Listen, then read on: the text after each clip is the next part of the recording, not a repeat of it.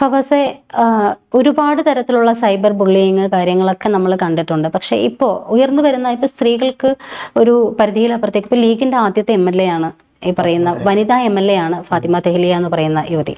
അവർ ആ ഒരു പൊസിഷനിലേക്ക് വന്നത് ഒരുപാട് കടമ്പകൾ നേരിട്ടിട്ട് അവരുടെ കൃത്യമായിട്ടുള്ള രാഷ്ട്രീയ കാഴ്ചപ്പാടും കൃത്യമായ വിദ്യാഭ്യാസം വിവരം എല്ലാം ഉള്ളത് ഒരു ലേഡി തന്നെയാണ്. അങ്ങനെയുള്ള വനിതകൾ LLB LLM ഒക്കെ കഴിഞ്ഞിട്ടുള്ള ആളാണ് അവർ. അപ്പോൾ കൃത്യമായിട്ടും അവർ ഒരുപാട് പേരെ പ്രചോദനമായി കൊണ്ടുവന്നിട്ടുള്ള ഒരു ലേഡിയാണ്. അവർ ആദ്യത്തെ വനിതാ ലീഗ് MLA എന്നുള്ള രീതിയിലും കൂടി ഉയർന്നു വന്നതാണ്.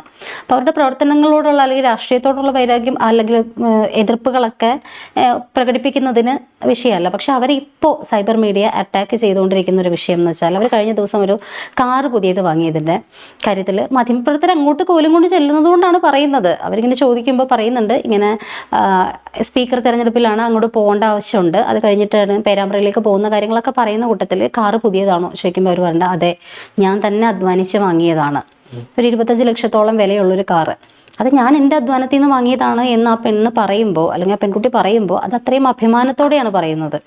ആ ഒരു പ്രായത്തിൽ LLB LLM ഒക്കെ ഉള്ള ഒരാളാണ്, അവൾ സ്വന്തമായിട്ട് എയിം ചെയ്യുന്ന ഒരു ലേഡിയാണ്.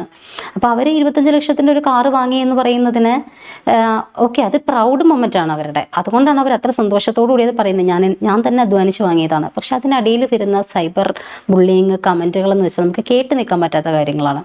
അതിൽ സ്ക്രീൻഷോട്ട് ഉൾപ്പെടെ ഞാൻ പുറത്ത് കാണിക്കാം.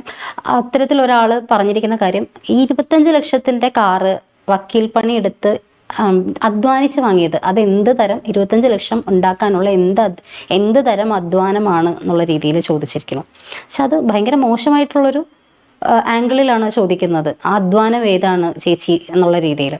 അത്തരത്തിലേക്ക് മോശം പരാമർശങ്ങൾ അല്ലെങ്കിൽ ഒരു പെണ്ണിൻ്റെ ഒരു അഭിമാന നിമിഷം അവൾ പറയുമ്പോൾ അല്ലെങ്കിൽ അവൾ അധ്വാനിച്ച് വാങ്ങിയെന്ന് പറയുമ്പോൾ ഈ പെണ്ണ് ഒരു സാധനം നേടിക്കഴിഞ്ഞാൽ ഒരു കാര്യം അച്ചീവ് ചെയ്ത് കഴിഞ്ഞാൽ അതൊക്കെ ഈ മഞ്ഞക്കണ്ണുകൊണ്ട് വേറെ രീതിയിലുള്ള അധ്വാനങ്ങളായിട്ട് ഇങ്ങനത്തെ ഡബിൾ മീനിങ് കമൻറ്റുകൾ ഇടുന്നവരോട് നമ്മളൊന്നും പറഞ്ഞിട്ട് കാര്യമില്ല. അത് അവരെ പറഞ്ഞിട്ട് കാര്യമില്ല. അവർക്കൊപ്പം താമസിക്കേണ്ടി വരുന്ന അവരുടെ അമ്മവെങ്ങന്മാരെ മക്കളുടെയൊക്കെ ഗതികേടെന്ന് പറയേണ്ടി വരും ആ ഒരു വിഷയത്തിൽ. എന്തായാലും സൈബർ മീഡിയയിൽ ഈ ഒരു കാറിൻ്റെ പേര് ചൊല്ലിയിട്ട് അവരുടെ വലിയൊരു വിജയത്തിനെ പോലും മാറ്റി വെച്ചുകൊണ്ടാണ് ഇത്തരത്തിലുള്ള സൈബർ ബുള്ളിങ് അല്ലെങ്കിൽ അറ്റാക്ക് അവർക്ക് നേരെ നടക്കുന്നത്. ഇത്തരം ഇങ്ങനെ കമൻറ്റ് ഇടാനുള്ള സ്വാതന്ത്ര്യം ഈ മൗലികാവകാശങ്ങളിൽ അഭിപ്രായ സ്വാതന്ത്ര്യത്തിൻ്റെ പരിധിയിൽ ഒരിക്കലും വരുത്താൻ പാടില്ല ശരിക്കും. ഇപ്പം എന്താണെന്നറിയോ, എനിക്ക് തോന്നിയിട്ടില്ല. ഇപ്പം അത്ര മാത്രം നോക്കിയാൽ മതി. ഐശ്വര്യ അധ്വാനിക്കുന്നുണ്ട്, ഇപ്പം ജേർണലിസ്റ്റ് വർക്ക് ചെയ്യുന്നുണ്ട്, സാലറി കൊണ്ട് ഒരു ഫോൺ വാങ്ങിക്കുന്നു.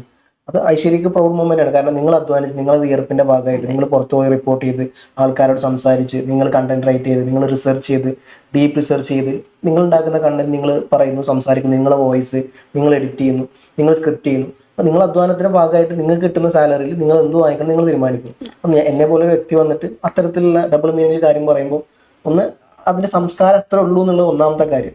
ഈ പറഞ്ഞ പോലെ കേരളത്തിൽ എല്ലാ തെങ്ങിലും ഒരു തേങ്ങയെങ്കിലും ഉണ്ടാവും കേടുന്നത്.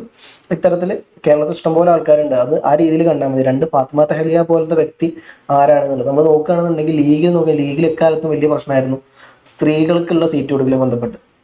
അപ്പോൾ കമറുന്നീസ വിവാദം മുതൽ പഞ്ചായത്ത് പ്രസിഡന്റ് കൊടുക്കുമ്പോൾ അടക്കം വലിയ വിവാദം എല്ലാ കൊല്ലം നടക്കാറുണ്ട്. പക്ഷേ ഈ പറഞ്ഞ പോലെ റിസർവേഷൻ കൊടുത്തിട്ടില്ലെങ്കിൽ അത് വലിയ പ്രശ്നമാവും ചെയ്യും. കാരണം ഓൾറെഡി ആ പാർട്ടിക്ക് ഒരു പേരുണ്ട്, സ്ത്രീകൾക്ക് എതിരെ എന്താ പറയുക വലിയ പ്രാതിനിധ്യം കൊടുക്കാത്തൊരു പാർട്ടിയാണെന്നുള്ള നിലയ്ക്ക് പലപ്പോഴും പല ആൾക്കാർ നിന്നിട്ടും കോഴിക്കോടൊക്കെ പല ലീഗിന്റെ വനിതാ സ്ഥാനാർത്ഥികൾ നിന്നിട്ടുണ്ട്. പക്ഷെ അവരൊക്കെ തോൽക്കുന്ന പ്രക്രിയ നമ്മൾ കണ്ടത്. ഒന്ന് തോൽക്കുന്നതെന്ന് പറയുന്നുണ്ട്, രണ്ട് മനഃപൂർവ്വം ലീഗുകാർ തോൽപ്പിക്കുന്നതെന്ന് പറയുന്നതുകൊണ്ട് അതെന്തോ ആയിക്കോട്ടെ. ഏതായാലും ആ ചരിത്രങ്ങളൊക്കെ ഇപ്പം ഫാത്തിമ തെഹ്ലിയുടെ കാര്യം നോക്കിയാൽ കഴിഞ്ഞാൽ MSF പ്രശ്നം ഉണ്ടായിരുന്നു, PK നവാഫുമായിട്ട്. MSFന്റെ പ്രസിഡന്റ് ആയിരുന്ന ടൈമിൽ നവാഫ് ഇവരായിട്ട് പ്രശ്നം ഉണ്ടാകുന്നു. അതിന് തെഹ്ലിയാനെ പുറത്താക്കുന്നു പാർട്ടി. ഹരിത എന്ന് പറഞ്ഞു കഴിഞ്ഞാൽ ഇപ്പം നമ്മൾ പറയാറില്ലേ മാതൃക എന്ന് പറഞ്ഞു കഴിഞ്ഞാൽ CPM നിൽക്കുന്ന ഇടതുപക്ഷത്തിൽ നിൽക്കുന്ന സ്ത്രീകൾക്ക് വേണ്ടിയിട്ടുള്ളതാണ്. SFI എന്ന് പറഞ്ഞാൽ ആണുങ്ങൾ വർക്ക് ചെയ്യുന്നതും അപ്പുറത്ത് സ്ത്രീകൾക്ക് വേണ്ടി മാതൃക എന്ന് പറഞ്ഞ വിഭാഗം. സെയിം സാധനം തന്നെ ലീഗിലുള്ളത്. MSF എന്ന് പറയുന്നത് ബോയ്സിനും വർക്ക് ചെയ്യുന്ന പ്ലാറ്റ്ഫോം, ഇപ്പുറത്ത് ഗേൾസിന് വരുമ്പോൾ അത് ഹരിത എന്നുള്ള സാധനമാണ്. അപ്പോൾ ഹരിതനെ വരെ പിരിച്ചുവിട്ടൊരു പ്രക്രിയ ലീഗിലുണ്ടായതാണ്. കാരണം ഫാത്തിമ തെഹ്ലിയക്ക് ഈ പറഞ്ഞ പോലെ നവാസിനെതിരെ വോയിസ് ഉയർത്തിയതിൻ്റെ പേരിൽ അങ്ങനെ അവിടുന്ന് എല്ലാം മറികടന്ന് പാർട്ടിയിലോട്ട് വീണ്ടും കയറി വന്ന് പോരാടി എന്താ പറയുക അധ്വാനിക്കുന്നു, പഠിക്കുന്നു, LLB എടുക്കുന്നു, ഒപ്പം പൊളിറ്റിക്സ് കൊണ്ടു നടക്കുന്നു. നല്ല പ്രാസംഗികയാണ്. എല്ലാ കാര്യത്തിലും സാമൂഹിക പ്രവർത്തനങ്ങളിൽ ഏർപ്പെടും. NGOs എവിടെയെങ്കിലും വർക്ക് ഉണ്ടെങ്കിൽ അവരെ കൂട്ടത്തിൽ ഏർപ്പെടും. ഇത്തരത്തിൽ കയറി വന്ന ഒരാളാണ് ഈ പറഞ്ഞ പോലെ ഫാത്തിമ തെഹ്ലിയ. അവിടുന്ന് പേരാമ്പ്ര പോലെ സ്ഥലത്ത് മത്സരിച്ച് CPM ജയിക്കുന്ന ഉറപ്പുള്ള കോട്ടയാണ്. അപ്പം അവിടെ പോയ സ്ഥലങ്ങളൊക്കെ പോയി നിന്ന് പോരാടി ജയിച്ചു വന്ന ഒരാളാണ്. അപ്പൊ അവര് എന്താ പറയാ അവരുടെ പൈസക്ക് അവര് കാറ് വാങ്ങിയത് ഇത്തരത്തില് ആർക്കാണ് കഴിയുന്നുള്ളത് നോക്കി കഴിഞ്ഞാൽ മീൻസ് എനിക്ക് അതിലൊന്നും പ്രത്യേകിച്ച് പറയാല്ല അങ്ങനത്തെ ആൾക്കാരോട്. അതെ, ഉറപ്പായിട്ടും ഇത്. പക്ഷെ സ്ത്രീകൾക്കെതിരെ ഇത്രയും സ്ത്രീ സമത്വവും കാര്യങ്ങളും ഒക്കെ പറയുമ്പോൾ ലീഗിന് ഏറ്റവും അഭിമാന നിമിഷമായിട്ടാണ് ഒരു വനിതാ MLA ആയിട്ട് വരുന്നത് പോലും. ഇപ്പൊ പറഞ്ഞ ഒരു ആസ്പെക്റ്റിൽ നോക്കിക്കഴിഞ്ഞാൽ വനിതാ MLA ആദ്യമായിട്ട് ലീഗിന് വരുന്നു എന്നൊക്കെ പറയുന്നത്, ആദ്യമായിട്ട് ആ സത്യപ്രതിജ്ഞ ചെയ്യുന്നത്, അങ്ങനെ ഒരുപാട് അവരുടെ നമ്മുടെ ഏറ്റവും സന്തോഷമുള്ള ഒരു സമയത്ത് നിൽക്കുമ്പോൾ ഇത്തരത്തിൽ ഒരു സ്ത്രീയെ ഏറ്റവും തകർക്കാനായിട്ട് അല്ലെങ്കിൽ തളർത്തി കളയാനായിട്ട് ചിലർ ആയുധമാക്കുന്നത് ഇതുപോലെയുള്ള ബാഡ് കമൻസ് ആണ്. ഇങ്ങനെ ആ പെണ്ണിന്റെ ചരിത്രത്തെ പറ്റി പറഞ്ഞു കഴിഞ്ഞാൽ, അങ്ങനെ ഒരു അവരെ ഒന്ന് ഡിഫെയിം ചെയ്ത് പറഞ്ഞു കഴിഞ്ഞാൽ ആ പെണ്ണ് അങ്ങോട്ട് ഇല്ലാണ്ടായി പൊയ്ക്കോളും, അല്ലെങ്കിൽ അവിടെ കൊണ്ട് തളർന്നു പോകും, പോരാട്ടം നിർത്തും എന്നുള്ളൊരു അബദ്ധ ധാരണയുണ്ട് നമ്മുടെ സമൂഹത്തിൽ ചിലർക്ക്, ഇതുപോലെ ഈ കമന്റ് ഇട്ട ഞരമ്പന്മാരെ പോലെയുള്ള ചിലർക്ക്.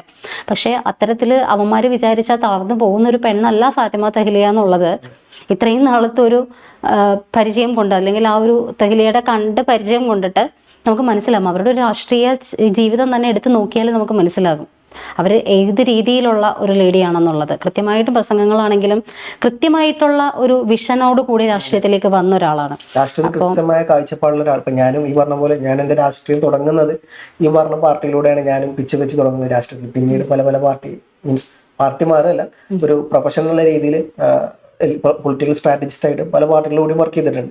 അപ്പം എൻ്റെ ബേസ് എന്ന് പറഞ്ഞാൽ ഈ പാർട്ടിയിൽ നിന്നാണ് ഞാൻ വളർന്നു വന്നത്. അപ്പം ഞാൻ എന്താ പറയുക, ഞാനും കണ്ടതാണ് ഫാത്തിമ തഹ്ലിയുടെ പ്രവർത്തനം, അതിനുശേഷം ഉണ്ടായിരുന്ന പല MSF നേതാക്കന്മാരുടെ പ്രവർത്തനം, ലീഗുകാർ എങ്ങനെയാണെന്നുള്ളതും. അതിൽ കാലാകാലം മുതലുള്ള ഒരു സാധനം എൻ്റെ നാട്ടിലടക്കം സ്ത്രീകൾ വല്ലാണ്ട് രംഗത്ത് വരില്ല. ആകെ രംഗത്ത് വരുന്നത് നമ്മൾ നോക്കിക്കഴിഞ്ഞാൽ പാർട്ടിയുടെ പ്രസിഡന്റ്, സെക്രട്ടറി, അത് എല്ലാ പാർട്ടിയിലും പ്രസിഡന്റ്. KPCC പ്രസിഡന്റ് എടുത്ത് നോക്കി കഴിഞ്ഞാൽ നമുക്ക് അവസാനം കാണാൻ പറ്റും സ്ത്രീകളുടെ പ്രാതിനിധ്യം ഉണ്ടാവില്ല, പ്രസിഡന്റായിട്ട് അവിടെ വരില്ല. CPM സംസ്ഥാന സെക്രട്ടറി എടുത്തു കഴിഞ്ഞാൽ മനസ്സിലാകാൻ പറ്റും ഇന്നേ വരെ ഒരു സ്ത്രീ സാന്നിധ്യം അവിടെ കാണാൻ പറ്റില്ല. ലീഗിന്റെ എടുത്തു കഴിഞ്ഞാൽ നമുക്ക് സാധനം കാണാൻ പറ്റും. So basically womens are everywhere, അവരെല്ലാവരും ഒഴിവാക്കുന്ന ഒരു പ്രക്രിയ ഉള്ളത്. അത്തരത്തിൽ നിൽക്കുന്ന ഒരു സമയത്ത് ഒരു പെണ്ണ് അധ്വാനിച്ച് LLB എടുക്കുന്നു, പിന്നെ LLB എടുക്കുന്നു, LLM എടുക്കുന്നു, മറ്റേ പിന്നെ അതുകൂടാതെ വേറെ ഡിഗ്രീസ് ഉണ്ട്. അതുകൂടാതെ പൊളിറ്റിക്കലി ഭയങ്കര ആക്റ്റീവാണ്, ഹരിതയുടെ ആളാണ്.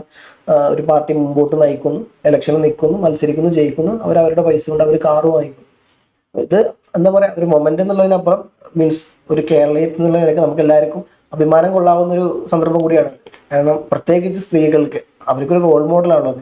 കാരണം അവർ ഭാവിയിൽ എങ്ങനെയായിരിക്കും അവരെ പൈസക്ക് അധ്വാനിച്ച് അവർ കാണുന്നു എന്നുള്ള നിലക്ക്. അപ്പൊ അത് മൊത്തം ഒരു സ്ത്രീയിലോട് മാത്രമല്ല, മൊത്തം സ്ത്രീകളോടുള്ള ഒരു അപമാനത്തിന്റെ സൂചകം കൂടിയാണ് അത്തരത്തിലുള്ള കമന്റ്.